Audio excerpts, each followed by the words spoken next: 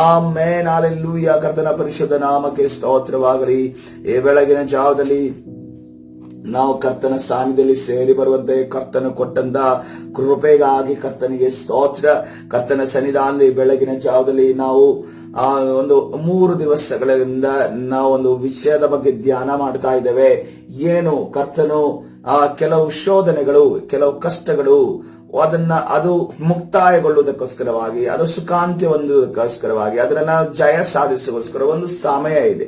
ಆ ಸಮಯ ಬರುವ ತನಕ ಕರ್ತನ ಹೇಳ್ತಾ ಇದ್ದೇನೆ, ನಾನು ಆ ಒಂದು ಸಮಸ್ಯೆಯನ್ನ ನಾನು ವೇಗವಾಗಿ ನಿಮ್ಮಿಂದ ದೂರ ಮಾಡೋದಿಲ್ಲ, ಒಂದು ಸ್ವಲ್ಪ ಸಮಯವನ್ನ ತೆಗೆದುಕೊಂಡು ಮಾಡ್ತೇನೆ. ಯಾಕೆಂತಂದ್ರೆ ಆ ಒಂದು ಶೋಧನೆಯನ್ನ, ಕಷ್ಟವನ್ನ, ಶತ್ರುವನ್ನ ನಿಮ್ಮಿಂದ ದೂರ ಮಾಡಿದ ಕೂಡಲೇ ನೆಕ್ಸ್ಟ್ ಲೆವೆಲ್ ಅಲ್ಲಿ, ಮುಂದಿನ ಮಟ್ಟದಲ್ಲಿ ದೊಡ್ಡ ಶತ್ರುಗಳು ನಿಮಗೆ ಎದುರಾಗ್ತವೆ. ಅವರನ್ನ ಎದುರಿಸೋದಕ್ಕೆ ನಿಮಗೆ ಆಗೋದಿಲ್ಲ, ಅವರು ನಿಮ್ಮನ್ನ ಸಂಹರಿಸಿ ಬಿಡುತ್ತಾರೆ. ಅದಕ್ಕೋಸ್ಕರವಾಗಿ ಕರ್ತನ ಒಂದು ಸಮಯವನ್ನು ತೆಗೆದುಕೊಳ್ಳುವ ಆತನಾಗಿದೆ. ಅದೇ ರೀತಿಯಲ್ಲಿ ಎರಡನೇದಾಗಿ ನಾವು ಧ್ಯಾನ ಮಾಡಿದಂತ ವಿಚಾರ, ಅಲ್ಲಿ ಇಸ್ರೇಲರಿಗೆ ಕರ್ತನು ಈ ರೀತಿಯಲ್ಲಿ ಹೇಳ್ತೇನೆ, ನಾನು ಸ್ವಲ್ಪವಾಗಿ ಇರುವಂತ ಅನ್ಯ ಜನರನ್ನ, ಅಲ್ಲಿರುವಂತ ಅನ್ಯ ಒಂದು ದೇವತೆಗಳನ್ನ ಆರಾಧನೆ ಮಾಡುತ್ತಿರುವಂತ ಒಂದು ಜನರನ್ನ ನಾನು ನಿವಾರಣೆ ಮಾಡುತ್ತೇನೆ, ಅವರನ್ನ ಹೊರಡಿಸಿ ಬಿಡ್ತೇನೆ ಅಂತ ಅನ್ಕೊಂಡು ಹೇಳ್ತಾರೆ. ಆದ್ರೆ ಅನೇಕ ಜಾಗದಲ್ಲಿ, ಅನೇಕ ಕುಲಗಳ ಮಧ್ಯದಲ್ಲಿ, ಆ ಒಂದು ಇಸ್ರೇಲರ 12 ಕುಲ, ಕೆಲವು ಕುಲಗಳ ಮಧ್ಯದಲ್ಲಿ ಅವರಿಗೆ ದೇವರ ಬಲವನ್ನು ಹೊಂದಿ ಆ ಒಂದು ಅಲ್ಲಿದ್ದಂತ ಅನ್ಯ ಜನರನ್ನ ಅಲ್ಲಿ ಹೊರಡಿಸುವುದಕ್ಕೆ ಸಾಧ್ಯವಾಗಲಿಲ್ಲ ಅನ್ನೋದನ್ನ ನಾವು ಗಮನಿಸ್ತೇವೆ. ಯಾಕೆ ಎಂದು ನೋಡುವಾಗ, ಅವರ ಇಜ್ಜೋಡುತನದ ನಿಮಿತ್ತವಾಗಿ ಅವರು ತಮ್ಮ ನಂಬಿಕೆ, ತಮ್ಮ ದೇವರನ್ನ ಮರೆತು ಅವರ ಆಚಾರ ವಿಚಾರಗಳಿಗೆ ಒಳಗಾಗಿದ್ದಕ್ಕಾಗಿ ಆ ಕಾರ್ಯಗಳು ಅವರ ಜೀವಿತದಲ್ಲಿ ನಡೀತೆ ಎಂದು ನೋಡ್ತೇವೆ. ಹಾಗಾದ್ರೆ ಆ 12 ಕುಲಗಳಲ್ಲೂ ಕೂಡ 12 ಕುಲದವರು ಕೂಡ ಈ ಕಾರ್ಯದಲ್ಲಿ ಸೋತು ಹೋದ್ರ ಅನ್ನೋದನ್ನ ಇವತ್ತಿನ ದಿವಸ ಗಮನಿಸಬೇಕಾದ ವಿಚಾರ. ನಾವು ಅಲ್ಲಿರುವಂತಹ ವಾಕ್ಯವನ್ನು ಓದಿಕೊಳ್ಳೋಣ. ವಿಮೋಚನ ಕಾಂಡ 23ನೇ ಅಧ್ಯಾಯ 28ನೇ ವಚನ. ಸತ್ಯವೇದನ್ನು ತೆರೆಯೋಣ. ವಿಮೋಚನ ಕಾಂಡ 23ನೇ ಅಧ್ಯಾಯ 28ನೇ ವಚನ. ಅದಲ್ಲದೆ ಕಡಲದ ಹುಳುಗಳನ್ನ ನಿಮ್ಮ ಮುಂಚಿತವಾಗಿ ಕಳಿಸುವೆನು, ಹಿವ್ವಿಯರು, ಕಾನಾನ್ಯರು, ಹಿತ್ತಿಯರು ನಿಮ್ಮ ಮುಂದೆ ನಿಲ್ಲದಂತೆ ಅವು ಅವರನ್ನು ಓಡಿಸಿ ಬಿಡುವವು. ಆದರೆ ನಾನು ಒಂದೇ ವರ್ಷದೊಳಗೆ ಅವರೆಲ್ಲರನ್ನು ಅಲ್ಲಿಂದ ಹೊರಡಿಸೋದಿಲ್ಲ. ಯಾಕೆಂದರೆ ದೇಶದಲ್ಲಿ ಜನರು ಕಡಿಮೆ ಆಗುವುದರಿಂದ ಕಾಡು ಮೃಗಗಳು ಹೆಚ್ಚಿ ನಿಮಗೆ ತೊಂದರೆಗೆ ಕಾರಣವಾದೀತು. ನೀವು ಅಭಿವೃದ್ಧಿಯಾಗಿ ದೇಶದಲ್ಲೆಲ್ಲ ತುಂಬಿಕೊಳ್ಳುವ ತನಕ ಅವರನ್ನ ನಾನು ಸ್ವಲ್ಪವಾಗಿ ಹೊರಡಿಸುತ್ತಿರುವೆನೆ ಎಂದು ನಾವು ನೋಡುತ್ತೇವೆ. ಹಲ್ಲೆಲೂಯಾ. ಇದು ನಾವು ತೆಗೆದುಕೊಂಡಿರುವಂತಹ ಅಸ್ಥಿವಾರ ವಾಕ್ಯ. ನಾವು ಧ್ಯಾನ ಮಾಡಿದ್ರೆ ನಮಗೆ ಅರ್ಥವಾಯಿತು, ಈಗಿರುವಂತ ನನ್ನ ಜೀವಿತದಲ್ಲಿ ಒಂದು ಶೋಧನೆ, ಅದಕ್ಕೊಂದು ಮುಗಿಯುವುದಕ್ಕೆ ಒಂದು ಸಮಯ ಇದೆ, ಅದಕ್ಕೊಂದು ಕಾಲ ಇದೆ, ಸೀಸನ್ ಇದೆ. ಆ ಸೀಸನ್ ಬರುವಾಗ, ಆ ಒಂದು ಸಮಯ ಬರುವಾಗ ಕರ್ತನು ಖಂಡಿತವಾಗಿ ಬಿಡುಗಡೆಯನ್ನು ಕೊಟ್ಟಿದೆ. ಅಲ್ಲಿ ತನಕ ಕೆಲಸ ಏನು? ಪ್ರಾರ್ಥನೆಯಲ್ಲಿ ಕಾಯುವುದೇ ಕೆಲಸ ಆಗಿದೆ, ಆತನ ಪಾದದಲ್ಲಿ ಇರುವುದೇ ಕೆಲಸ ಆಗಿದೆ. ಎರಡನೇದಾಗಿ ಈ ಇರುವಂತ ಕುಲಗಳು, ದೇವರು ಹೇಳಿದಾನೆ ಆ ಒಂದು ಅನ್ಯ ಜನ ನಾನು ಹೊರಡಿಸ್ತೇನೆ. ಆದ್ರೆ ಕೆಲವರು ನೋಡುವಾಗ ಆ ಕೆಲವು ಕುಲಗಳ ಒಂದು ಮಧ್ಯದಲ್ಲಿ ಅನ್ಯ ಜನರನ್ನು ಹೊರಡಿಸುವುದಕ್ಕೆ ಸಾಧ್ಯವಾಗಲಿಲ್ಲ. ಯಾಕೆ ನೋಡಿದ್ರೆ ಅವರ ಇಜ್ಜೋಡುತನದ ನಿಮಿತ್ತವಾಗಿ ಯಾವ ಕುಲಗಳಿಂದ ಅಲ್ಲಿ ಬರೆಯಲ್ಪಟ್ಟ ಪ್ರಕಾರ, ನ್ಯಾಯಸ್ಥಾಪಕರ ಪುಸ್ತಕ 1ನೇ ಅಧ್ಯಾಯದಲ್ಲಿ ಬರೆಯಲ್ಪಟ್ಟ ಪ್ರಕಾರ ಯಾರನ್ನು ಹೊರಡಿಸೋದಕ್ಕೆ ಸಾಧ್ಯ ಆಗಲಿಲ್ಲ. ನೋಡು, ಬೆನ್ಯಾಮೀನ್ಯರನ್ನು ನೋಡುವಾಗ ಅವರ ಎಬೂಸಿಯರನ್ನ ಹೊರಡಿಸೋದಕ್ಕೆ ಸಾಧ್ಯವಾಗಲಿಲ್ಲ. ಮನಸ್ಸೆಯವರನ್ನು ನೋಡುವಾಗ ಕಾನಾನ್ ದೇಶದಲ್ಲಿ ಆಗಲೇ ಇದ್ದಂತ ಜನರನ್ನು ಹೊರಡಿಸೋದಕ್ಕೆ ಸಾಧ್ಯ ಆಗಲಿಲ್ಲ. ಎಫ್ರಾಯಿಮರಿಗೆ ಕೂಡ ಅಲ್ಲಿರುವಂತ ಜನರನ್ನು ಹೊರಡಿಸೋದಕ್ಕೆ ಸಾಧ್ಯ ಆಗಲಿಲ್ಲ. ಜಬುಲೂನಿಯರನ್ನು ನೋಡುವಾಗ ಅವರು ಕೂಡ ಅಲ್ಲಿ ಹೊರಡಿಸೋದಕ್ಕೆ ಸಾಧ್ಯ ಆಗಲಿಲ್ಲ. ಅಶೇರಿಯರನ್ನು ನೋಡುವಾಗ ಅವರು ಕೂಡ ಆ ಅನ್ಯ ಜನರನ್ನು ಹೊರಡಿಸೋದಕ್ಕೆ ಸಾಧ್ಯ ಆಗಲಿಲ್ಲ. ನಫ್ತಾಲಿಯರನ್ನು ನೋಡುವಾಗ ಅವರೂ ಕೂಡ ಆ ಕಾನಾನ್ಯರನ್ನು ಹೊರಡಿಸೋದಕ್ಕೆ ಸಾಧ್ಯ ಆಗಲಿಲ್ಲ. ದಾನ್ ಕುಲದವರನ್ನು ನೋಡುವಾಗ ಅಮೋರಿಯರನ್ನ ಓಡಿಸೋದಕ್ಕೆ ಸಾಧ್ಯ ಆಗಲಿಲ್ಲ. ಇನ್ನು ಕುಳಿದಂತ 4 ಕುಲಗಳೆಂದು ನೋಡುವಾಗ, 5 ಕುಲಗಳೆಂದು ನೋಡುವಾಗ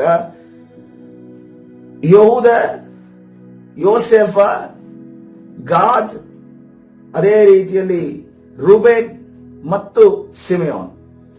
ಇದರಲ್ಲಿ ಗಾದ್ ಮತ್ತು ರೂಬೇನ್ ಕುಲ ಮತ್ತು ಮನಸ್ಸೆ ಅರ್ಧ ಕುಲ, ಇವರು ಕಾನಾನ್ ದೇಶಕ್ಕೆ ಒಳಗಡೆನೆ ಬರಲಿಲ್ಲ. ಅವರೇನ್ ಮಾಡ್ತಾರೆ, ನಾವು ದೇಶದ ಹೊರಗಡೆ ಇಲ್ಲೇ ಫಲವತ್ತಾದ ನೀರಾವರಿ ಜಾಗ ಇದೆ, ನಾವು ಇಲ್ಲೇ ನಮ್ಮ ದನ ಕುರಿಗಳನ್ನ, ನಮ್ಮ ಆಕಳುಗಳನ್ನ ನಾವು ಮೇಯಿಸ್ಕೊಂಡಿರ್ತೇವೆ, ನಾವು ಬರೋದಿಲ್ಲ ಹೊರಗಡೆ ಅಂತ ಅನ್ಕೊಂಡು ಉಳಿದು ಬಿಡ್ತಾರೆ. ಇನ್ನು ಉಳಿದಿದ್ದು ಸಿಮೆಯೋನ್ ಮತ್ತು ಯಹೂದ ಮತ್ತು ಅದೇ ರೀತಿಯಲ್ಲಿ ಯೋಸೆಫ. ಸಿಮಿಯೋನ್ ಕುಲದ ಬಗ್ಗೆ ಅಲ್ಲಿ ಆ ಒಂದು ಭಾಗದಲ್ಲಿ ಏನು ಅವರ ವಿಚಾರ ಕೊಡಲ್ಪಟ್ಟಿಲ್ಲ. ಆದ್ರೆ 2 ಕುಲಗಳ ಬಗ್ಗೆ ಕೊಡಲ್ಪಟ್ಟಿದೆ. ಅದು ಯಾವ ಕುಲ ಎಂದು ನೋಡುವಾಗ ಆ ನ್ಯಾಯಸ್ಥಾಪಕರ ಪುಸ್ತಕ 1:20 ವಚನ ಆ ಒಂದು ಕುಲದ ಒಬ್ಬನ ವಿಚಾರ ಬಗ್ಗೆ ಬರೆಯಲ್ಪಟ್ಟಿದೆ. ಯಾವ ಕುಲಕ್ಕೆ ಸೇರಿದವನು? ಕಾಲೇಬ ಯಾವ ಕುಲಕ್ಕೆ ಸೇರಿದವನು? ಕಾಲೇಬ ಯಹೂದ ಕುಲಕ್ಕೆ ಸೇರಿದವನಾಗಿದ್ದಾನೆ. ಹಲ್ಲೆಲೂಯ. ಕರ್ತನ ಪರಿಶುದ್ಧ ನಾಮಕ್ಕೆ ನೆನಪಿನಲ್ಲಿ ಇಟ್ಟುಕೊಳ್ಳೋಣ. ಕಾಲೇಬ ಯಾವ ಕುಲಕ್ಕೆ ಸೇರಿದವನು? ಯಹೂದ ಕುಲಕ್ಕೆ ಸೇರಿದವನು. ಕಾಲೇಬ ಯಾವ ಕುಲಕ್ಕೆ ಸೇರಿದವನು? ಯಹೂದ ಕುಲಕ್ಕೆ ಸೇರಿದವನು. ಕಾಲೇಬ ಯಾವ ಕುಲಕ್ಕೆ ಸೇರಿದವನು? ಯಹೂದ ಕುಲ. 3-4 ಸಾರಿ ಹೇಳಿದ್ರೆ ತಲೆಯಲ್ಲಿ ಉಳ್ಕೊಬಿಡುತ್ತೆ, ಕರೆಕ್ಟ್ ಆಗಿ ರಿಜಿಸ್ಟರ್ ಆಗ್ಬಿಡುತ್ತೆ ಮೈಂಡ್ ಅಲ್ಲಿ. ಯಾಕೆಂದ್ರೆ ಒಂದ್ಸರಿ ಈ ಹರೀಶಣ್ಣನ ಮಗ ಜಾನ್ ನನ್ನ ಮುಂದೆ ಸಿಕ್ಕದ. ಅವನಿಗೆ ನಾವು ಮುಂದೆ ಬರುವಾಗ ಅವನಿಗೆ ಏನ್ ಹೇಳ್ಬೇಕು ಇವರಿಗೆ ಅಂತ ಅನ್ಕೊಂಡು ಗೊತ್ತಾಗ್ಲಿಲ್ಲ. ಮತ್ತು ನಾವು ಕೈ ಕೊಡ್ತಾ ಇದ್ವಿ, ಪ್ರೈಸ್ ದ ಲಾರ್ಡ್ ಅಂತಿದ್ವಿ, ಅವ್ನಿಗೆ ಏನ್ ಅರ್ಥ ಇಲ್ಲ. ಅದಕ್ಕೆ ನಾನು ಅವನ ಹತ್ರ ಮುಂದೆ ಹೋಗ್ಬಿಟ್ಟು ಒಂದ್ಸರಿ ಪ್ರೈಸ್ ದ ಲಾರ್ಡ್ ಅಂತ ಅಂದೆ, ಸುಮ್ನಾದೆ. ಇನ್ನೊಂದ್ಸರಿ ಪ್ರೈಸ್ ದ ಲಾರ್ಡ್ ಅಂತಂದೆ, ಸುಮ್ನಾದೆ. ಇನ್ನೊಂದ್ಸರಿ ಪ್ರೈಸ್ ದ ಲಾರ್ಡ್ ಅಂದ್ರೆ ಸುಮ್ನಾದೆ. ಈಗ ನಾನು ಯಾವಾಗ ಸಿಕ್ಕಿದ್ರು ಕೂಡ ಕೈ ಎತ್ತಿ ಪ್ರೈಸ್ ದ ಲಾರ್ಡ್ ಬರ್ತಾನೆ. ಅದೇ ರೀತಿಯಲ್ಲಿ ಅವನ ಮೈಂಡ್ ಅಲ್ಲಿ ರಿಜಿಸ್ಟರ್ ಆಗುತ್ತೆ. ಈಗ ಈ ವ್ಯಕ್ತಿ ಬಂದ್ರೆ ನಾನು ಏನ್ ಕೊಡ್ಬೇಕು? ನಾನು ಪ್ರೈಸ್ ದ ಲಾರ್ಡ್ ಕೊಡಬೇಕು. ಅದೇ ರೀತಿಯಲ್ಲಿ ಕಾಲೇಬ ಅಂತ ನಾವು ವ್ಯಕ್ತಿ ಯಾವ ಕುಲದವನು ಅಂತ ಅನ್ಕೊಂಡು ಕೇಳಿದ್ರೆ ಅವನು ಯಾವ ಕುಲದವನು? ಯಹೂದ ಕುಲದವನಾಗಿದ್ದಾನೆ ಅಂತ ಅನ್ಕೊಂಡು ನಾವು ಮನಸ್ಸಿನಲ್ಲಿ ಮೈಂಡ್ ಅಲ್ಲಿ ರಿಜಿಸ್ಟರ್ ಆಗ್ಲಿ. ಕರ್ತನ ಪರಿಶುದ್ಧ ನಾಮಕ್ಕೆ ಸ್ತೋತ್ರವಾಗ್ಲಿ. ನೋಡ್ರಿ, ಕಾಲೇಬನನ್ನು ನೋಡುವಾಗ ಕಾಲೇಬನ ಹೇಳ್ತಾನೆ, ಯೆಹೋಶುವನ ಸಮಯದಲ್ಲಿ ನಾನು ಈಗ 80 ವರ್ಷದವನಾಗಿದ್ದೇನೆ. ನನ್ನ ಬಲ ಎಷ್ಟು ಅಂದ್ರೆ 40 ವರ್ಷದ ಅಷ್ಟು ನನ್ನ ಬಲ ಇದೆ. ಈಗಲೂ ಕೂಡ ಆ ಬೆಟ್ಟದ ಪ್ರದೇಶದಲ್ಲಿ ಅನಾಕ್ಯರ ಜಾಗ ಇದೆಯಲ್ಲ, ಆ ಜಾಗವನ್ನು ನೀವು ನನಗೂ ಕೊಡ್ರಿ. ನಾನು ಅದನ್ನ ಅಲ್ಲಿರುವಂತಹ ಜನರನ್ನ ಹೊರಡಿಸಿ ನಾನು ಆಕ್ರಮಿಸಿ ನಾನು ಆ ಒಂದು ಜಾಗವನ್ನ ದೇವಸ್ಥಳವಾಗಿ ನಾವು ಮಾಡ್ತೇನೆ. ನಾನು ಅಲ್ಲಿ ದೇವ ಜನರು ಮಾತ್ರ ಇರುವಾಗ ನಾನು ಮಾಡ್ತೇನೆ ಅಂತ ಅನ್ಕೊಂಡು ಕಾಲೇಬನ್ನು ಕೇಳ್ತಾನೆ. ಅದೇ ರೀತಿಯಲ್ಲಿ ಅಲ್ಲಿರುವಂತಹ ಜನರು ಸಾಮಾನ್ಯವಾದ ಜನರಾಗಿಲ್ಲ, ಹೆತ್ತ ಅನಾಕ್ಯರಿಂದ ನೋಡುವಾಗ ನಾವು ಒಬ್ಬ ಗೋಲ್ಯಾತನನ್ನ ದಾವಿದನ ಎದುರಿಸುವುದನ್ನ ನಾವು ನೋಡ್ತಾ ಇದ್ದೇವೆ. ಅಲ್ಲಿ ಸಾವಿರಾರು ಗೋಲ್ಯಾತನ ಎತ್ತರ ಅಗಲ ಇರುವಂತಹ ವ್ಯಕ್ತಿಗಳು ಜೀವಿಸುವಂತಹ ಸ್ಥಳ. ಆದ್ರೆ ಕಾಲೇಬನ ಹೇಳ್ತಾ ಇದ್ದೇನೆ, ಈಗಲೂ ನನ್ನಲ್ಲಿ ಆ 80 ವಯಸ್ಸಾದ್ರೂ ಕೂಡ 40 ವಯಸ್ಸಿನಲ್ಲಿ ಇರುವಂತಹ ಬಲ ನನ್ನಲ್ಲಿದೆ. ದೇವರು ನನಗೆ ಬಲವನ್ನು ಕೊಡ್ತಾನೆ, ದೇವರು ನನಗೆ ಆ ಒಂದು ಸ್ಥಳವನ್ನ ಒಪ್ಪಿಸಿಕೊಡ್ತಾನೆ ಎನ್ನುವುದನ್ನ ಕರ್ತನೆ. ನೋಡ್ರಿ, ಇಲ್ಲಿ ನಾವು ನೋಡ್ತಾ ಇದ್ದೇವೆ, ಈ ಅನೇಕ ಕುಲಗಳು ಆ ಜನಾಂಗದವರನ್ನ ಹೊರಡಿಸಿ ಬಿಡದೇ ಇರುವುದನ್ನ ನಾವು ಗಮನಿಸಿ. ಆದ್ರೆ ಈ ಕಾಲೇಬ ಯಹೂದ ಕುಲದವನ್ನ ಹೇಳ್ತಾ ಇದ್ದಾನೆ. ಯಹೂದ ಅಂದ್ರೆ ಏನು ನೋಡುವಾಗ ಸ್ತುತಿ ಎಂದು ನಾವು ನೋಡುತ್ತೇವೆ. ಸ್ತುತಿ ಮಾಡುವವನು, ಸ್ತುತಿಯನ್ನ ಸಲ್ಲಿಸುವವನು, ಸ್ತುತಿ ಯಜ್ಞವನ್ನ ಸಮರ್ಪಿಸಿದವನು, ಆತನು ಎಂದಿಗೂ ಕೂಡ ಸೋಲನ್ನು ಒಪ್ಪುವುದಕ್ಕೆ ಬಯಸೋದಿಲ್ಲ. ಆ ಒಂದು ದುರಾತ್ಮಗಳನ್ನ ಹಿಂಬಾಲಿಸುವವರನ್ನ ಅಥವಾ ದುರಾತ್ಮಗಳನ್ನ ಎದುರಿಸುವುದಕ್ಕೆ ಸಿದ್ಧನಾಗಿರ್ತಾನೆ. ಸ್ತುತಿ ಮಾಡುವವನು, ಸ್ತೋತ್ರ ಮಾಡುವವನು ಎಂದಿಗೂ ಕೂಡ ಯಾವ ಸ್ಥಳವೇ ಇರಲಿ, ಯಾವ ವ್ಯಕ್ತಿಯೇ ಇರಲಿ, ಪರಿಸ್ಥಿತಿ ಎಂತದೇ ಇರಲಿ, ಅದರ ಮುಂದೆ ನಿಂತು ಯುದ್ಧವನ್ನ ಮಾಡುವುದಕ್ಕೆ, ಆ ಒಂದು ಪರಿಸ್ಥಿತಿಗಳನ್ನ ಜಯಿಸುವುದಕ್ಕೆ ನಾವು ಶಕ್ತರಾಗಿರಬೇಕು. ಹಾಲೆಲೂಯ. ಕರ್ತನ ಪರಿಶುದ್ಧ ನಾಮಕ್ಕೆ ಸ್ತೋತ್ರವಾಗಲಿ. ಕರ್ತನ ಸನ್ನಿಧಿಯಲ್ಲಿ ಇವತ್ತಿನ ದಿವಸ ಸ್ತುತಿ ಮಾಡುವವರೇ, ಕಾಲೇಬನ ರೀತಿಯಲ್ಲಿ ನಮಗೆ ಹೇಳುವುದಕ್ಕೆ ಸಾಧ್ಯನ? ಸಮಸ್ಯೆ ಬಂದಾಗ ಅಥವಾ ನಾವು ನಮ್ಮ ಮುಂದೆ ಬರುವಂತಹ ಅನ್ಯ ಜನರ ಕಡೆಯಿಂದ, ನಮ್ಮ ಕುಟುಂಬಸ್ಥರ ಕಡೆಯಿಂದ, ನೆಂಟರ ಕಡೆಯಿಂದ ಬರುವಂತ ಸವಾಲುಗಳು, ಊಟದ ಇನ್ವಿಟೇಷನ್ಗಳು ಅಥವಾ ಈ ಫಂಕ್ಷನ್ಗಳ ಇನ್ವಿಟೇಷನ್ಗಳು ಬರುವಂತ ಸಮಯದಲ್ಲಿ ಅದರಲ್ಲಿ ನಾವು ಜೋಡಾಗುವುದಕ್ಕೆ ಹೋಗುತ್ತೇವೆ. ಅಥವಾ ನಾನು ಸಪರೇಟ್ ಆಗಿರುವವನು, ನಾನು ಬೇರ್ಪಟ್ಟವನು, ನಾನು ದೇವರಿಗೆ ಸೇರಲ್ಪಟ್ಟವನು, ನಾನು ಪರಿಶುದ್ಧನು ಎಂದು ನಾವು ಸಪರೇಟ್ ಆಗಿ ನಿಲ್ಲುವುದಕ್ಕೆ ಸಾಧ್ಯನಾ? ಹಲ್ಲೆಲೂಯಾ. ಇವತ್ತಿನ ದಿವಸ ಕರ್ತನು ಕರೆ ಕೊಡ್ತಾ ಇದ್ದಾನೆ. ಕಾಲೇಬನ ರೀತಿಯಲ್ಲಿ ನಾವು ಧೈರ್ಯದಿಂದ ಮಾತಾಡೋದಕ್ಕೆ ಸಾಧ್ಯನಾ? ನೋಡ್ರಿ, 20ನೇ ವಚನ, ಮೋಶೆ ಆಜ್ಞಾಪಿಸಿದಂತೆ ಅವರು ಕಾಲೇಬನಿಗೆ ಹೆಬ್ರೋನ್ ಪಟ್ಟಣವನ್ನು ಕೊಟ್ಟರು. ಅವನು ಅನಾಕನ 3 ಮಂದಿ ಮಕ್ಕಳನ್ನು ಏನ್ ಮಾಡ್ತಾನಂತೆ? ಅಟ್ಟು ಬಿಡ್ತಾನಂತೆ, ಓಡಿಸ್ಬಿಡ್ತಾನಂತೆ. ಅಟ್ಟು ಬಿಡೋದು ಅಂತ ಅನ್ಕೊಂಡು ಹೇಳೋದಕ್ಕೆ ನಾಯಿನ ಹೇಳೋದು. ನಾಯಿ ನಮ್ಮ ಪ್ರಿಮಿಸಸ್ ಒಳಗಡೆ ಏನಾದ್ರು ಇದ್ರೆ ಏನ್ ಮಾಡ್ತೀವಿ ಅಂದ್ರೆ ಕಲ್ ತಗೊಂಡು ಓಡಿಸ್ತೀವಿ. ಅದೇ ರೀತಿಯಲ್ಲಿ ಆ ಅನಾಕ್ಯರನ್ನ ಈ ಕಾಲೇಬನು ದೇವರ ಬಲವನ್ನು ಹೊಂದಿ ಅಟ್ಟು ಬಿಡ್ತಾನಂತೆ, ಕೋಲ್ ಹಿಡ್ಕೊಂಡು ಓಡಿಸ್ಬಿಡ್ತಾನೆ ಅಂತೆ. ಅವತ್ತಿನ ದಿವಸವೂ ಅಷ್ಟೇ ದಾವಿದನು ಕೋಲ್ ಇಟ್ಕೊಂಡು ಬರ್ತಾ ಇದ್ದ. ಆ ಯಹೂದ ಕುಲದ ದಾವಿದನೇ ಕೋಲ್ ಇಟ್ಕೊಂಡು ಬರ್ತಾ. ಅವಾಗ ಗೋಲ್ಯಾತನ ಹೇಳ್ತಾನೆ, ನೀನ್ ನಾಯಿ ಅಂತ ಅನ್ಕೊಂಡಿದೀಯ, ನನ್ನ ಕೋಲ್ ಇಟ್ಕೊಂಡು ನನ್ನ ಓಡಿಸೋದಕ್ಕೆ ನಾಯಿ ಅಂತ ಅನ್ಕೊಂಡಿದೀಯ. ಆದ್ರೆ ದಾವಿದನ ಮನಸ್ಸಲ್ಲಿ, ಅವನ ಮನಸ್ಸಲ್ಲಿ ಏನಿರೋದು ಗೊತ್ತಾ? ನೀನು ಇರುವಂತದ್ದು ನಾಯಿಯ ರೀತಿಯಲ್ಲೇ, ನನ್ನ ನಾಯಿಯನ್ನ ಓಡಿಸಿದ ರೀತಿಯಲ್ಲೇ ನಿನ್ನನ್ನು ನಾನು ಓಡಿಸ್ತೇನೆ. ಹಲ್ಲೆಲೂಯಾ. ಅದೇ ರೀತಿಯಲ್ಲಿ ಗೋಲ್ಯಾತನನ್ನ ಕೇವಲ ಒಂದು ಕಲ್ಲಿನಿಂದ ಒಡೆದು ಉರುಳಿಸಿದನೆ ನೋಡಿದ್ದೇವೆ. ಇವತ್ತಿನ ದಿವಸ ಆ ಒಂದು ಅನಾಕ್ಯರನ್ನು ಹೊಡೆದುಡಿಸಿದ ಕಾಲೇಬನ ರೀತಿಯಲ್ಲಿ, ಆ ಒಂದು ಗೋಲ್ಯಾತನನ್ನ ಹೊಡೆದುಡಿಸಿದ ದಾವಿದನ ರೀತಿಯಲ್ಲಿ ಇವತ್ತಿನ ದಿವಸ ಕರ್ತನಿಗೋಸ್ಕರ ನಿಲ್ಲುವವರಿದ್ದಾರೋ, ಕರ್ತನಿಗೋಸ್ಕರ ಬೇರ್ಪಟ್ಟು ನಿಲ್ಲುವವರಿದ್ದಾರೋ, ಒಂದು ಊಟಕ್ಕೋಸ್ಕರ, ಅವರ ಒಂದು ಆಚಾರ ವಿಚಾರಗಳಿಗೋಸ್ಕರ ಸೋತು ಹೋಗದೆ ಕರ್ತನಿಗೋಸ್ಕರ ನಿಲ್ಲುವವರಿದ್ದಾರೋ, ನಾವು ಬೇರ್ಪಟ್ಟ ಜನಾಂಗರಾಗಿದ್ದೇವೆ, ನಾವು ಪರಿಶುದ್ಧರಾಗಿದ್ದೇವೆ ಎನ್ನುವುದನ್ನು ಹೇಳುವವರಿದ್ದಾರೋ. ಹಲ್ಲೆಲೂಯಾ. ನಾವು ಸಪರೇಟ್ ಆದಾಗ ಅವ್ರು ನಮ್ಮನ್ನ ಬಿಟ್ಟು ದೂರ ಹೋಗೋದಿಲ್ಲ, ಅವರು ನಿಮ್ಮ ಕಡೆ ಬರ್ತಾರೆ. ಹಲ್ಲೆಲೂಯಾ. ಇದನ್ನ ಗಮನಿಸ್ರಿ, ಒಂದ್ ತಲೆಯಲ್ಲಿ ಇಟ್ಟುಕೊಳ್ರಿ. ನೀವು ಸಪರೇಟ್ ಆದಾಗ, ಬೇರ್ಪಟ್ಟಾಗ ಅವರು ನಿಮ್ಮನ್ನ ಬಿಟ್ಟು ದೂರ ಹೋಗೋದಿಲ್ಲ, ಅವರು ನಿಮ್ಮ ಬಳಿಗೆ ಬರ್ತಾರೆ. ನಾವ್ ಅಂದುಕೊಳ್ತೇವೆ ಅಂದ್ರೆ, ನಾನು ದೂರ ಹೋಗ್ಬಿಟ್ರೆ ಈ ಇನ್ಫ್ಲುಯೆನ್ಸ್, ಈ ಪ್ರಭಾವ, ಈ ನೆಂಟಸ್ತನ, ಈ ಸಂಬಂಧ ದೂರ ಹೋಗುತ್ತೆ, ನೀವು ನನ್ನ ಹತ್ರ ಕೋಪ ಮಾಡ್ಕೊಂಡ್ಬಿಡ್ತಾರೆ, ಮಾತಾಡದೇ ಇರ್ತಾರೆ. ನೋ, ಅವರನ್ನ ದೇವರು ನಿಮ್ಮ ಬಳಿಗೆ ತರ್ತಾನೆ. ಅವರ ಸಮಸ್ಯೆ ಬರುವಾಗ ನಿಮ್ಮನ್ನ ನೆನಪಿಸಿಕೊಳ್ತಾರೆ, ಅವರ ರೋಗ ಬರುವಾಗ ನಿಮ್ಮನ್ನ ನೆನಪಿಸಿಕೊಳ್ತಾರೆ, ಹಾಸ್ಪಿಟಲ್ ಅಲ್ಲಿ ಇರುವಾಗ ನಿಮ್ಮನ್ನ ನೆನಪಿಸಿಕೊಳ್ತಾರೆ, ಕಷ್ಟದ ದಿನಗಳಲ್ಲಿ ನಿಮ್ಮನ್ನ ನೆನಪಿಸಿಕೊಳ್ತಾರೆ. ಅವರು ಖಂಡಿತವಾಗಿ ನಿಮ್ಮ ಮನೆಯ ಬಾಗಿಲನ್ನು ತಟ್ಟುತ್ತಾರೆ. ನಮ್ಮನ್ನು ಕೂಡ ಆ ಯೇಸುವಿನ ಬಳಿಗೆ ಕರೆದುಕೊಂಡು ಹೋಗ್ರಿ. ಹಲ್ಲೆಲೂಯಾ. ಇದು ನಡೀತದೆ, ಯೇಸುವಿನ ನಾಮದಲ್ಲಿ ಬಿಡಿದೆ. ನಾನು ಬರ್ಕೊಡ್ತೀನಿ ನಿಮಗೆ, ಇದು ಖಂಡಿತವಾಗಿ ನಡೀತದೆ. ಹಲ್ಲೆಲೂಯಾ. ಕರ್ತನ ಪರಿಶುದ್ಧ ನಾಮಕ್ಕೆ ಸ್ತೋತ್ರವಾಗಲಿ. ಸರಿ, ಈ ಯಹೂದ ಕುಲದ ಕಾಲೇಬನ ವಿಚಾರ ಈ ರೀತಿ ಆಯ್ತು. ನ್ಯಾಯಸ್ಥಾಪಕರ ಪುಸ್ತಕ 1:22 ವಚನದಲ್ಲಿ ನೋಡುವಾಗ ಅಲ್ಲಿ ನ್ಯಾಯಸ್ಥಾಪಕರ ಪುಸ್ತಕ, ಇವರ ಹಾಗೆಯೇ ಯೋಸೇಫನ ವಂಶದವರು ಹೊರಟು ಬೇತೇಲಿಗೆ ಬಂದರು. ಈಗ ಯೋಸೇಫನ ವಂಶದ ವಿಚಾರ ಬಂತು. ಹೊರಟು ಬೇತೇಲಿಗೆ ಬಂದರು. ಯೆಹೋವನು ಅವರ ಸಂಗಡ ಇದ್ದನು. ಯಾರಿದ್ದನಂತೆ? ನಮ್ಮ ಕರ್ತನು ಅವರ ಸಂಗಡ ಇದ್ದನು. ಹಲ್ಲೆಲೂಯಾ. ಸರ್ವಶಕ್ತನಾದ ದೇವರು ನಮ್ಮ ಸಂಗಡ ಇದ್ದನು. ಯುದ್ಧದಲ್ಲಿ ಜಯ ಕೊಡುವಂತ ಪರಾಕ್ರಮದ ದೇವರು ಅವರ ಜೊತೆ ಇದ್ದನೆಂದು ನಡೆದ. ಅವರು ಲೂಸ್ ಅನ್ನಿಸಿಕೊಳ್ಳುತ್ತಿದ್ದ ಬೇತೇಲ್ ಊರನ್ನು ಸಂಚರಿಸಿ ನೋಡುವುದಕ್ಕೆ ಗೂಢಾಚಾರ, ಇವರೇನ್ ಮಾಡ್ತಾರೆ, ಲೂಸ್ ಎಂಬ ಸ್ಥಳದಲ್ಲಿ ನಾವು ಓಡಾಡಬೇಕು, ನಾವು ಹೋಗ್ಬೇಕು ಅನ್ನುವಂತ ಸ್ಥಳಕ್ಕೆ ಗೂಢಾಚಾರವನ್ನು ಕಳಿಸಿದ್ರಂತೆ. ಕಳಿಸಿದ ಸಮಯದಲ್ಲಿ ಅವರು ಆ ಊರೊಳಗಿಂದ ಬರುವ ಒಬ್ಬ ಮನುಷ್ಯನನ್ನು ಕಂಡು ಅವನಿಗೆ, ದಯವಿಟ್ಟು ಈ ಪಟ್ಟಣದೊಳಗೆ ನುಗ್ಗಬಹುದಾದ ದಾರಿಯನ್ನು ನಮಗೆ ತೋರಿಸು, ನಾವು ನಿನಗೆ ದಯೆ ತೋರಿಸುವೆವು ಎಂದು ಹೇಳಲು ಅವನು ಅಂತ ದಾರಿಯನ್ನು ಒಬ್ಬ ವ್ಯಕ್ತಿ ತೋರಿಸ್ತಾನೆ. ತೋರಿಸಿದ ನಂತರ 25ನೇ ವಚನ, ಆಗ ಅವರು ಆ ಪಟ್ಟಣವನ್ನ ಕತ್ತಿಯಿಂದ ಸಂಹರಿಸಿದರು ಎಂದು ನಡೆದಿದೆ. ಆದರೆ ಆ ಮನುಷ್ಯನನ್ನ, ಅವನ ಕುಟುಂಬವನ್ನ ಕಳುಹಿಸಿಬಿಟ್ರು. ಹಲ್ಲೆಲೂಯಾ. ಕರ್ತನ ಪರಿಶುದ್ಧ ನಾಮಕ್ಕೆ ಸ್ತೋತ್ರವಾಗಿ. ನೋಡ್ರಿ, ನಾವು ದೇವರ ಚಿತ್ತವನ್ನ, ದೇವರ ಒಂದು ಆಲೋಚನೆಯನ್ನ ನೆರವೇರಿಸುವುದಕ್ಕೆ ನಾವು ಮುಂದಾಗೋದಾದ್ರೆ, ನಮಗೋಸ್ಕರ ಸಹಾಯ ಮಾಡೋದಕ್ಕೆ ಒಬ್ಬ ವ್ಯಕ್ತಿಯನ್ನ ಕರ್ತನು ನೇಮಿಸಿರ್ತಾನೆ. ಇಲ್ಲಿ ನೋಡ್ರಿ, ಯೋಸೇಫರ ಆ ಜನಾಂಗದವರು, ಕುಲದವರು ಹೋಗಿ ನಮಗೆ ಈ ಪಟ್ಟಣದೊಳಗೆ ಹೋಗೋದಕ್ಕೆ ದಾರಿ ತೋರಿಸು ಅಂತ ಅನ್ಕೊಂಡು ಕೇಳಿದ ಕೂಡಲೇ ಆ ವ್ಯಕ್ತಿ ಏನ್ ಮಾಡ್ತಾ ಇದ್ದಾನೆ, ದಾರಿ ತೋರಿಸ್ತಾ ಇದ್ದಾನೆ. ಒಂದು ವೇಳೆ ನೋಡ್ರಿ, ಗಮನಿಸಿ, ಆ ವ್ಯಕ್ತಿ ಯೋಸೇಫರ ಕುಟುಂಬ ಇದು ಕುಲದವರಲ್ಲ ಅನ್ನೋದಾದ್ರೆ, ಹಾಗಾದ್ರೆ ಅವನ ಅನ್ಯ ವ್ಯಕ್ತಿ ಆಗಿದ್ದಾನೆ ಮತ್ತು ಆ ಸ್ಥಳದಲ್ಲಿ ವಾಸಿಸುವಂತ ವ್ಯಕ್ತಿ ಆಗಿದ್ದಾನೆ. ಆ ಸ್ಥಳದ ವಾಸಿಸುವಂತ ವ್ಯಕ್ತಿಯನ್ನ ದೇವರು ಉಪಯೋಗಿಸಿ ಆ ಸ್ಥಳವನ್ನ ಯೋಸೇಫನ ಕುಲಕ್ಕೆ ಕೊಟ್ಟನೆಂದು ನಾವು ನೋಡ್ತಾ ಇದ್ದೇವೆ. ಇವತ್ತಿನ ದಿವಸ ಪ್ರಿಯರೇ, ನಮ್ಮ ಆಫೀಸ್ಗಳಲ್ಲಿ, ನಮ್ಮ ಉದ್ಯೋಗದ ಸ್ಥಳದಲ್ಲಿ, ನಾವಿರುವಂತ ಕೆಲಸ ಮಾಡುವಂತ ಜಾಗದಲ್ಲಿ ನಾವು ಅನ್ಕೊಂಡಿದ್ದೇವೆ ಅನ್ಯ ಜನರು ಇದ್ದಾರೆ ಅಂತ ಹೇಳ್ತೀವಿ. ಅನ್ಯ ಜನರಾಗಿರೋ ಬಾಸ್ ಇದ್ದಾರೆ, ನಂಗೆ ಅನ್ಯ ಜನರ ಸಹೋದ್ಯೋಗಿರಿದೆ. ಇವತ್ತಿನ ದಿವಸ ಕರ್ತನು ಹೇಳ್ತಾನೆ, ನಿಮಗೆ ದಾರಿ ತೋರಿಸೋದಕ್ಕೋಸ್ಕರವಾಗಿ ಅವರ ಮಧ್ಯದಲ್ಲಿ ಇದ್ದಂತ ಒಬ್ಬ ವ್ಯಕ್ತಿಯನ್ನೇ ಸಹಾಯಕ್ಕಾಗಿ ಕರ್ತನು ನೇಮಿಸಲಿಕ್ಕಿದ್ದಾನೆ. ಇದನ್ನ ರಿಸೀವ್ ಮಾಡುವವರು ಯಾರಾದರೂ ಇದ್ದಾರಾ? ಹಲ್ಲೆಲೂಯಾ. ಇದನ್ನ ಹೊಂದಿಕೊಳ್ಳುವವರು ಯಾರಾದರೂ ಇದ್ದಾರಾ?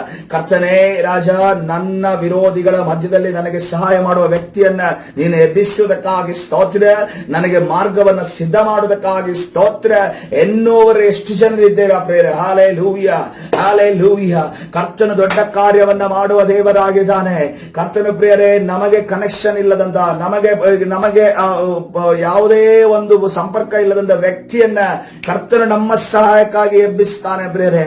ಕರ್ತನು ನಾವು ಅನೇಕ ಸಾಕ್ಷಿಗಳನ್ನ ನೋಡಿದ್ದೇವೆ. ನಮ್ಮ ಜೀವನದಲ್ಲಿ ಇದನ್ನು ನಡೆದಿದೆ, ನಾವು ಕಣ್ಣ ಮುಂದೆ ನಡೆದಿದೆ. ಅದನ್ನ ಮಾಡಿರುವ ದೇವರು ನಮ್ಮ ದೇವರಾಗಿದ್ದಾನೆ. ಹಾಲೆಲೂಯ.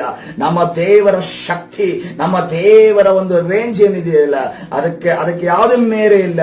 ಅದನ್ನು ಎಲ್ಲರನ್ನು ಉಪಯೋಗಿಸಿ ನಮ್ಮನ್ನ ಬಿಡುಗಡೆ ಕೊಡಲು ಶಕ್ತನಾಗಿದ್ದಾನೆ. ಹಾಲೆಲೂಯ. ಕರ್ತನ ಪರಿಶುದ್ಧ ನಾಮಕ್ಕೆ ಸ್ತೋತ್ರವಾಗಲಿ. ಆದ್ರೆ ಈ ಕಾಲೇಬನು ಅನಾಕ್ಯರ ಸ್ಥಳದಲ್ಲಿ, ಆ ಹೆಬ್ರೋನ್ ಸ್ಥಳದಲ್ಲಿ ತನ್ನ ಒಂದು ಪ್ರಾಬಲ್ಯವನ್ನ ಮಾಡಿ ಅಲ್ಲಿ ಸಾಧಿಸ್ತಾನೆ. ಆದ್ರೆ ಕೆಲವು ಜಾಗದಲ್ಲಿ, ಈ ಯಹೂದ್ಯರಿದ್ದಂತ ಕೆಲವು ಜಾಗದಲ್ಲಿ ಈ ಯಬೂಸಿಯರು ಏನ್ ಮಾಡ್ತಾರೆ, ಅವರು ನೆಲೆ ಊರು ಬಿಡ್ತಾರೆ. ನಾವು ಇದನ್ನ ಎಲ್ಲಿ ನೋಡಬಹುದು? ಯೆಹೋಶುವ 15ನೇ ಅಧ್ಯಾಯ 63ನೇ ವಚನಕ್ಕೆ ಹೋಗೋಣ. ಯೆಹೋಶುವ 15ನೇ ಅಧ್ಯಾಯ 63ನೇ ವಚನ. ಯೆರೂಸಲೇಮಿನಲ್ಲಿ ವಾಸವಾಗಿದ್ದ ಯೆಬೂಸಿಯರನ್ನು ಹೊರಡಿಸುವುದು ಯಹೂದ ಕುಲದವರಿಂದ ಆಗದೆ ಹೋಯಿತು. ಏನಾಯ್ತಂತೆ?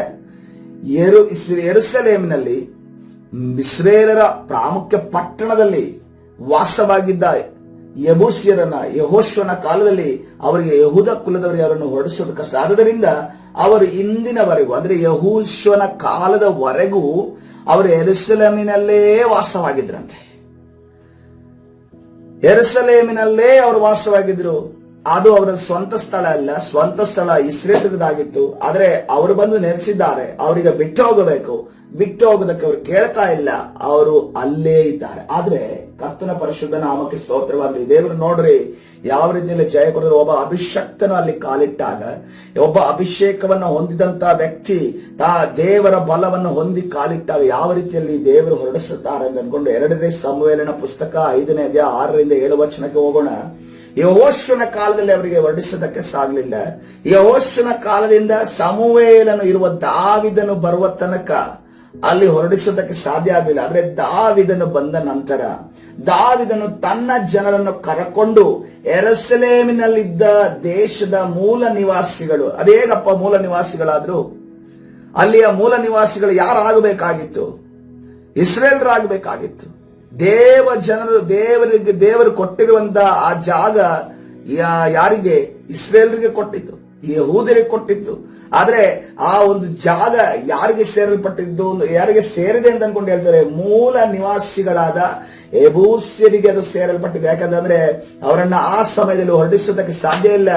ಯಾವಾಗ ದೇವರ ಅಭಿಷೇಕ ನಮ್ಮ ಮೇಲೆ ಇರುತ್ತು ಬರ್ತದೆ ಪ್ರಿಯರೇ, ನಾವು ವಿಶ್ವಾಸಿಗಳಾಗಿರ್ಬೋದು, ಸೇವಕರಾಗಿರ್ಬೋದು. ಆದ್ರೆ ಅಭಿಷೇಕ ಹೊಂದಿದಂತಹ ಸೇವಕರಿದ್ದಾರೆ, ಅಭಿಷೇಕ ಇಲ್ಲದಂತಹ ವಿಶ್ವಾಸಿಗಳು ಸೇವಕರುಗಳಿದ್ದಾರೆ. ಇವತ್ತಿನ ದಿವಸ ಅಭಿಷೇಕ ಹೊಂದಿದಂತಹ ಸೇವಕರುಗಳು ನಾವು ನೋಡಿದ್ವಿ. ಯಾರನ್ನು ನಾವು ಡಿಫ್ರೆನ್ಶಿಯೇಟ್ ಮಾಡಬಹುದು?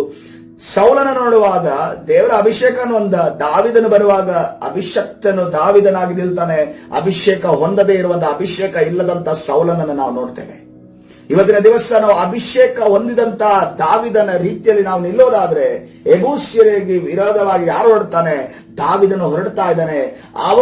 ಇವನು ಒಳಗೆ ಬರಲಾರನೆಂದು ನೆನೆಸಿ ಇವನಿಗೆ ಹೊರಡೆ ಬರೋದಕ್ಕೆ ಆಗೋದಿಲ್ಲ. ಯಾಕೆಂದ್ರೆ ಯೆಹೋಶುವನ ಕಾಲದಲ್ಲಿ ನಾವು ಜಯವನ್ನ ಸಾಧಿಸಿ ನಾವಿಲ್ಲಿ ಬೇರೂರು ಬಿಟ್ಟಿದ್ದೀವಿ. ನೀನು ಒಳಗೆ ಬರಲಾರಿ, ಕುರುಡರು ಕುಂಟರು ಇವರೇ ನಿನ್ನನ್ನು ಅಟ್ಟಿ ಬಿಡುವರು ಎಂದು ಹೇಳಿದರು.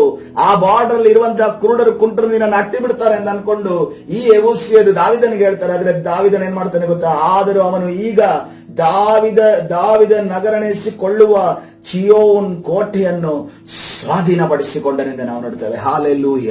ಕರ್ತನ ಪರಿಶುದ್ಧ ನಾಮಕ್ಕೆ ಸ್ತೋತ್ರವಾಗಲಿ. ಪ್ರೇರೆ, ನಮ್ಮ ಅಭಿಷೇಕಕ್ಕೆ ಎಷ್ಟು ಬಲ ಇದೆ ಗೊತ್ತಾ? ಪಟ್ಟಣವನ್ನ ಆಕ್ರಮಣ ಮಾಡುವಂತ ಬಲ ಇದೆ. ಹಾಲೆಲೂಯ. ಕರ್ತನ ಪರಿಶುದ್ಧ ನಾಮಕ್ಕೆ ಸ್ತೋತ್ರವಾಗಲಿ. ಕರ್ತನ ಸನ್ನಿಧಾನದಲ್ಲಿ ಒಬ್ಬ ಸೇವಕರು ಇದ್ರು. ಆ ಸೇವಕರು ಈ ರೀತಿಯಲ್ಲಿ ಕೇಳ್ತಾರೆ. ಅವರ ಹೆಸರು ನನಗೆ ಸರ್ನೇಮ್ ನೆನಪಿದೆ, ನಾಕ್ಸ್ ಅಂತ ಹೇಳಿ. ಅವರು ಈ ರೀತಿಯಲ್ಲಿ ಪ್ರಾರ್ಥನೆ ಮಾಡ್ತಾರೆ. ಕರ್ತನೇ, ಸ್ಕಾಟ್ಲ್ಯಾಂಡ್ ಅನ್ನು ನನಗೆ ಕೊಡು, ಇಲ್ಲ ಅಂತಂದ್ರೆ ನನ್ನ ಪ್ರಾಣವನ್ನ ತೆಗೆ ಅಂತ ಅನ್ಕೊಂಡು ಕೇಳ್ತಾರೆ. ಸ್ಕಾಟ್ಲ್ಯಾಂಡ್ ಅನ್ನ ನನಗೆ ಕೊಡು, ಇಲ್ಲವಾದ್ರೆ ನನ್ನ ಪ್ರಾಣವನ್ನ ತೆಗಿ ಅಂತ ಅನ್ಕೊಂಡು ಪ್ರಾರ್ಥನೆ ಮಾಡಿದ ಆ ಚಿಕ್ಕ ಪ್ರಾರ್ಥನೆ ಪ್ರಾರ್ಥನೆ ನಿಮಿತ್ತವಾಗಿ ದೇವರು ಸಂಪೂರ್ಣ ಸ್ಕಾಟ್ಲೆಂಡ್ ಅಲ್ಲಿ ಆ ಒಂದು ಉಜ್ಜೀವನ ಆಗುವುದಕ್ಕೆ ಆ ಮಗನನ್ನ ನಾಕ್ಸನ್ ಉಪಯೋಗಿಸ್ತಾರೆ. ಹಾಲೆಲೂಯ. ಇವತ್ತಿನ ದಿವಸವೂ ಕೂಡ ಪ್ರಿಯರೇ, ನಮ್ಮ ಇರುವಂತಹ ನೆರೆಯವರು, ನಮ್ಮ ಕುಟುಂಬ, ನಮ್ಮ ಒಂದು ನೆಂಟರಸ್ಥರ ಮಧ್ಯದಲ್ಲಿ, ನಮ್ಮ ಒಂದು ನೆರೆಹೊರೆಯರ ಮಧ್ಯದಲ್ಲಿ, ನಮ್ಮ ಒಂದು ಪಟ್ಟಣದಲ್ಲಿ, ನಮ್ಮ ಒಂದು ರಾಜ್ಯದಲ್ಲಿ, ನಮ್ಮ ಒಂದು ಭಾರತ ದೇಶದಲ್ಲಿ ನಾವು ಈ ಒಂದು ಅನ್ಯ ಜನರ ಮಧ್ಯದಲ್ಲಿ ಜೀವಿಸುವುದಾದರೂ ಕೂಡ ದೇವ ಜನರಾಗಿ ನಾವು ಜೀವಿಸೋದಾದರೆ ಕರ್ತನು ನಮ್ಮ ಕೈಗೆ ಎಲ್ಲರನ್ನ ಒಪ್ಪಿಸಿಕೊಡಲು ಆತನು ಶಕ್ತನಾಗಿದ್ದಾನೆ. ಯಾಕಂದ್ರೆ ನಮ್ಮ ದೇವರು ಯೆಹೋವ ನಿಸ್ಸಿ ಆಗಿದ್ದಾನೆ, ನಮಗೆ ಜಯ ಕೊಡುವ ದೇವರಾಗಿದ್ದಾನೆ, ಆತನು ಜಯವನ್ನ ಕೊಡುವ ದೇವರಾಗಿದ್ದಾನೆ. ಹಾಲೆಲೂಯ. ಆತನ ಜಯ ಪ್ರತಿಯೊಬ್ಬರಿಗೆ ದೊರಕುವುದಾಗಲಿ. ಯಾಕಂದ್ರೆ ಕೀರ್ತನೆ 27ನೇ ಅಧ್ಯಾಯ 14ನೇ ವಚನ ಈ ರೀತಿಯಲ್ಲಿ ಹೇಳ್ತದೆ, ಯೆಹೋವನು, ಕೀರ್ತನೆ 27ನೇ ಅಧ್ಯಾಯ 14ನೇ ವಚನ, ಯೆಹೋವನನ್ನು ನಿರೀಕ್ಷಿಸಿಕೊಂಡಿರು, ದೃಢವಾಗಿರು, ನಿನ್ನ ಹೃದಯವು ಧೈರ್ಯದಿಂದಿರಲಿ, ಯೆಹೋವನನ್ನು ನಿರೀಕ್ಷಿಸಿಕೊಂಡೇ ಇರು. ಹಾಲೆಲೂಯ. ಕರ್ತನ ಪರಿಶುದ್ಧ ನಾಮಕ್ಕೆ ಸ್ತೋತ್ರವಾಗಲಿ. ಮತ್ತೊಮ್ಮೆ ಓದ್ತೇನೆ, ಯೆಹೋವನನ್ನು ನಿರೀಕ್ಷಿಸಿಕೊಂಡಿರು, ದೃಢವಾಗಿರು, ನಿನ್ನ ಹೃದಯವು ಧೈರ್ಯದಿಂದಿರಲಿ, ಯೆಹೋವನನ್ನು ನಿರೀಕ್ಷಿಸಿಕೊಂಡೇ ಇರು. ಹಾಲೆಲೂಯ. ಕರ್ತನ ಪರಿಶುದ್ಧ ನಾಮಕ್ಕೆ ಸ್ತೋತ್ರವಾಗಲಿ. ಇವತ್ತಿನ ದಿವಸ ಧೈರ್ಯದಿಂದ ನಾವಿರೋಣ ಪ್ರಿಯರೇ.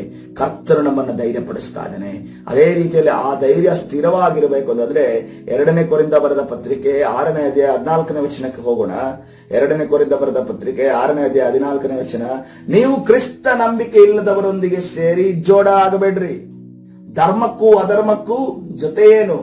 ಬೆಳಕಿಗೂ ಕತ್ತಲೆಗೂ ಐಕ್ಯವೇನು? ಕ್ರಿಸ್ತನಿಗೂ ಸೈತಾನನಿಗೂ ಒಡನಾಟವೇನು? ನಂಬುವವನಿಗೂ ನಂಬದೇ ಇರುವವನಿಗೂ ಪಾಲುಗಾರಿಕೆ ಏನು? ದೇವರ ಮಂದಿರಕ್ಕೂ ವಿಗ್ರಹಗಳಿಗೂ ಒಪ್ಪಿಗೆ ಏನು? ನಾವು ಜೀವ ಸ್ವರೂಪದ ದೇವರ ಮಂದಿರವಾಗಿದ್ದೇವಲ್ಲ, ಇದರ ಸಂಬಂಧವಾಗಿ ದೇವರು, ನಾನು ಅವರಲ್ಲಿ ವಾಸಿಸುತ್ತಾ ತಿರುಗಾಡುವೆನು, ನಾನು ಅವರಿಗೆ ದೇವರಾಗಿರು, ಅವರು ನನಗೆ ಪ್ರಜೆಯಾಗಿರು ಎಂದು ಹೇಳಿದ್ದಾನೆ. ಹಾಲೆಲೂಯ. ಆ ಕರ್ತನ ವಾಕ್ಯ ಹೇಳ್ತದೆ, ದೇವ ಮಂದಿರಕ್ಕೂ ವಿಗ್ರಹಗಳಿಗೂ ಒಪ್ಪಿಗೆ ಏನು? ನಾವು ಜೀವಸ್ವರೂಪನ ದೇವರ ಮಂದಿರವಾಗಿದ್ದೇವಲ್ಲ, ಇದರ ಸಂಬಂಧವಾಗಿ ದೇವರು, ನಾನು ಅವರಲ್ಲಿ ವಾಸಿಸುತ್ತಾ ತಿರುಗಾಡುವೆನು, ನಾನು ಅವರಿಗೆ ದೇವರಾಗಿರುವೆನು, ಅವರು ನನಗೆ ಪ್ರಜೆ ಆಗಿರುವರು ಎಂದು ಹೇಳಿದ್ದಾನೆ. ಆದ್ದರಿಂದ ಅನ್ಯ ಜನರ ಮಧ್ಯದಲ್ಲಿಂದ ಹೊರಟು ಬಂದು ಪ್ರತ್ಯೇಕವಾಗಿರಿ, ಅಶುದ್ಧವಾದ ಯಾವುದನ್ನು ಮುಟ್ಟದಿರಿ ಎಂದು ಕರ್ತನು ಹೇಳುತ್ತಾನೆ. ಹಲ್ಲೆಲೂಯಾ. ಕರ್ತನ ಪರಿಶುದ್ಧ ನಾಮಕ್ಕೆ ಸ್ತೋತ್ರವಾಗಲಿ. ಕರ್ತನ ಸನ್ನಿಧಾನದಲ್ಲಿ ಕರ್ತನು ನಮ್ಮನ್ನ ಬೇರ್ಪಟ್ಟು ಜೀವಿಸುವಾಗ ಬಯಸುವವನಾಗಿದ್ದಾನೆ. ನಾನು ಒಂದು ದಿವಸ ಒಬ್ಬರ ಹತ್ರ ಕುತ್ಕೊಂಡು, ನೀವು ಬೇರ್ಪಟ್ಟು ಜೀವನ ಮಾಡಬೇಕು, ದೇವರು ನಿಮ್ಮನ್ನು ಆಶೀರ್ವದಿಸಲಿ, ದೇವರು ನಿಮ್ಮನ್ನು ಬಲಪಡಿಸಲಿ ಅಂತ ಅನ್ಕೊಂಡು ಎಲ್ಲ ಹೇಳಿ ಕೊನೆಗೆ ಅವರೊಂದು ಪ್ರಾರ್ಥನೆ ರಿಕ್ವೆಸ್ಟ್ ಕೊಟ್ಟರು. ನನಗೊಂದು ನೆಂಟರ ಮನೆಗೆ ಊಟಕ್ಕೆ ಹೋಗ್ಬೇಕು, ಊಟಕ್ಕೆ ಕರೆದಿದ್ದಾರೆ, ನನಗೆ ಊಟಕ್ಕೆ ಹೋಗಿ ಬರ್ತೀನಿ ಅಂತ ಅನ್ಕೊಂಡು ನನಗೆ ಅನಿಸ್ತು. ಅಷ್ಟೊತ್ತು ಮಾತಾಡಿದ್ದು, ತಲೆಯಲ್ಲಿ ತುಂಬಿದ್ದು, ತಲೆಗೆ ಸುತ್ತಿಗೆ ತಗೊಂಡು ಹೊಡೆದಿದ್ದು, ಆ ಒಂದು ಚಮಟಿ ತಗೊಂಡು ಹೊಡೆದಿದ್ದು ನಾನು ಎಲ್ಲ ವ್ಯರ್ಥ ಆಯ್ತಲ್ಲ, ನೀರಿಗೆ ಸುರಿದಂಗ ಆಯ್ತಲ್ಲ. ಎಲ್ಲವನ್ನ ಇದನ್ನ ಎಲ್ಲ ಇದು ಸಾಮಾನುಗಳೆಲ್ಲ ಅವ್ರಿಗೆ ಮಾರ್ಬಿಟ್ಟೆ ನಾನು, ನನ್ನ ಹತ್ರ ಇರೋದೆಲ್ಲ. ಅವ್ರು ಕೊನೆಗೆ ಹೇಳಿದ್ರೆ, ನನಗೊಂದು ಊಟಕ್ಕೆ ಇನ್ವಿಟೇಷನ್ ಬಂದಿದೆ, ಅದಕ್ಕೋಸ್ಕರ ಊಟಕ್ಕೆ ಕರೆದಿದ್ದಾರೆ, ಹೋಗ್ಬೇಕಲ್ಲ ಅಂತ ಅನ್ಕೊಂಡಿದ್ದೆ. ನೆಂಟರು ಸಾಹಸ ಬಿಡ್ರಿ ಅಂತ ಅನ್ಕೊಂಡು ಹೇಳಿದ್ರೆ, ನೆಂಟರ ಮನೇಲಿ ಊಟ ಇದೆ, ಅದಕ್ಕೋಸ್ಕರ ಪ್ರೇಯರ್ ಮಾಡಿದೆ. ಆ ಕರ್ಮದ ಪ್ರೇಯರ್ನ ಕೂಡ ನನ್ನ ಹತ್ರ ಮಾಡಿಸಕ್ಕೆ ಅವ್ರು ಬಯಸ್ತಾ ಇದ್ದಾರೆ. ಅದಕ್ಕೋಸ್ಕರವಾಗಿ ಕರ್ತನ ಸನ್ನಿಧಿ ಪ್ರೇರೆ ನಮಗೆ ಅರ್ಥ ಆಗಬೇಕು. ಎಷ್ಟು ಹೇಳಿದ್ರು ಕೂಡ ತಲೆಯಲ್ಲಿ ತಗೊಂಡು ಸುತ್ತಿಗೆ ಹೊಡೆದ್ರು ಕೂಡ ನಮ್ಗೆ ಒಳಗಡೆ ಹೋಗಿಲ್ಲ ಅಂತಂದ್ರೆ, ಇನ್ನು ಸುತ್ತಿಗೆ ಮೊಳೆ ಹಿಡ್ಕೊಂಡೇ ಹೊಡಿಬೇಕು. ಯಾಕಂದ್ರೆ ಯೇಸು ಕ್ರಿಸ್ತನು ನಮ್ಮ ಪರವಾಗಿ ಮೊಳೆ ಹೊಡಿಸಿಕೊಂಡನು. ಇನ್ನು ಆ ಮೊಳೆನ ನಾವೇ ಹೊಡಿಸ್ಕೋಬೇಕಷ್ಟೇ, ಬೇರೆ ಏನು ಅದಕ್ಕೆ ಪರಿಹಾರ ಇಲ್ಲ. ಅದಕ್ಕೋಸ್ಕರವಾಗಿ ಕರ್ತನ ಸನ್ನಿಧಿ ಪ್ರಾರ್ಥನೆ ಮಾಡೋಣ.